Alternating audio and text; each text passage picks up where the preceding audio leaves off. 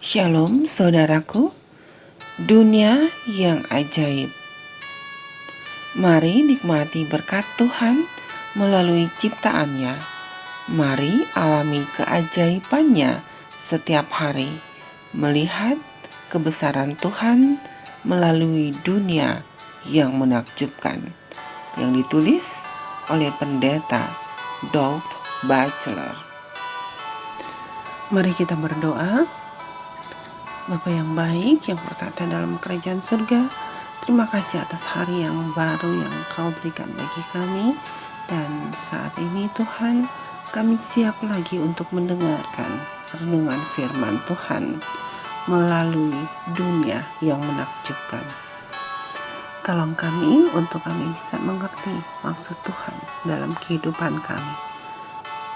Kami berdoa hanya dalam nama anak Yesus Kristus yang telah menjadi juru selamat dan penebus dosa kami. Amin. Kesehatan dan biologi manusia. Judul renungan hari ini, penglihatan tidak terlihat. Ayat inti terdapat di dalam kitab Yohanes 12 ayat 37 dan 38 dan 40. Demikian firman Tuhan. Dan meskipun Yesus mengadakan begitu banyak mujizat di depan mata mereka, namun mereka tidak percaya kepadanya, supaya genaplah firman yang disampaikan oleh Nabi Yesaya.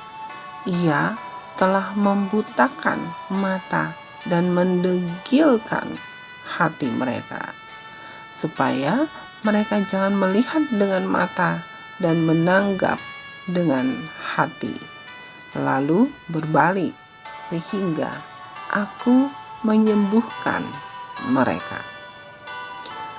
Kita dengarkan penjelasannya. Tahukah Anda bahwa secara teknis Anda tidak melihat dengan mata atau mendengar dengan telingamu? Mata dan telinga Anda hanya mengirimkan cahaya dan getaran molekul udara ke saraf Anda, yang kemudian mengirimkan impuls ke otak, di mana penglihatan dan suara ditafsirkan. Semua ini mungkin bisa membantu menjelaskan beberapa fenomena terdokumentasi paling aneh dalam sejarah medis.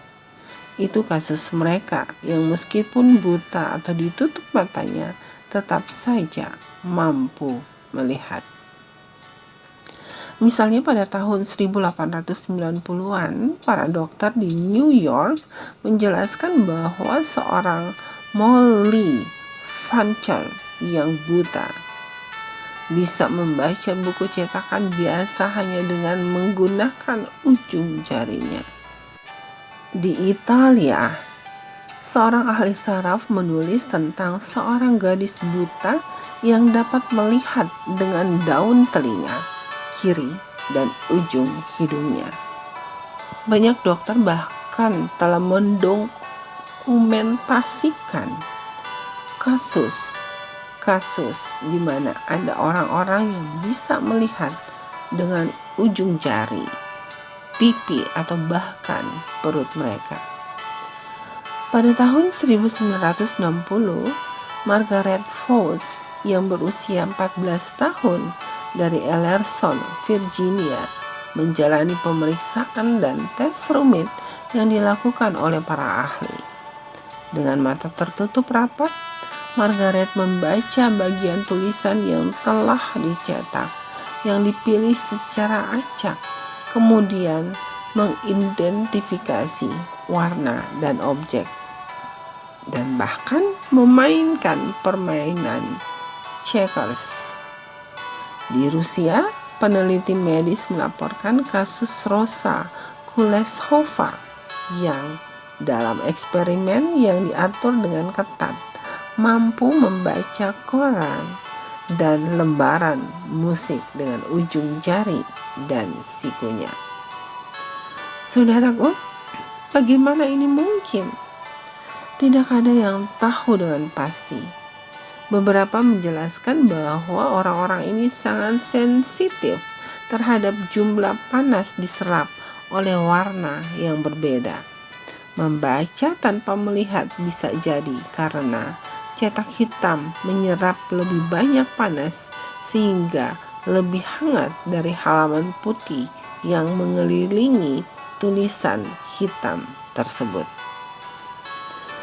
Saudaraku, Alkitab berbicara tentang mereka yang meskipun dapat melihat dengan sempurna, tetapi sebenarnya buta terhadap kebenaran rohani karena mereka lebih suka hidup dalam kegelapan.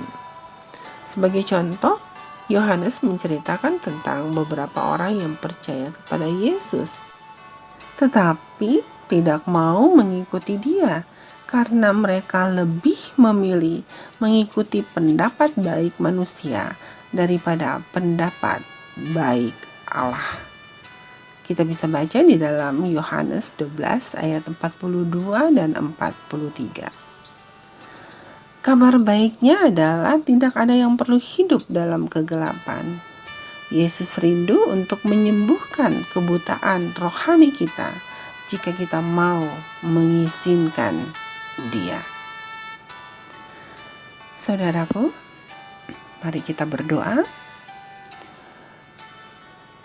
Ya Tuhanku yang baik, terima kasih atas renungan yang baru saja kami dengar. Kami belajar lagi bagaimana dalam kehidupan kami yang berdosa ini memiliki penglihatan yang baik tapi tidak terlihat karena kegelapan meliputi hidup kami. Kegelapan rohani yang membuat kami berada dalam kegelapan. Ya Tuhanku, tolong kami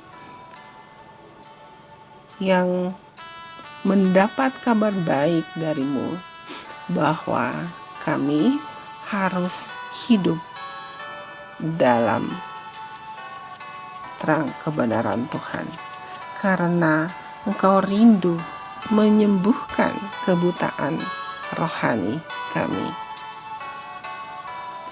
Kami percaya Tuhan, kasih dan kemurahan Tuhan akan menolong kami sehingga kami tidak berada dalam kegelapan. Kiranya sepanjang hari ini kami selalu berada dalam terang rohani-Mu. Dalam nama anak-Mu Yesus Kristus kami berdoa. Amin. Saudaraku, demikianlah renungan kita hari ini. Tuhan memberkati. Amin.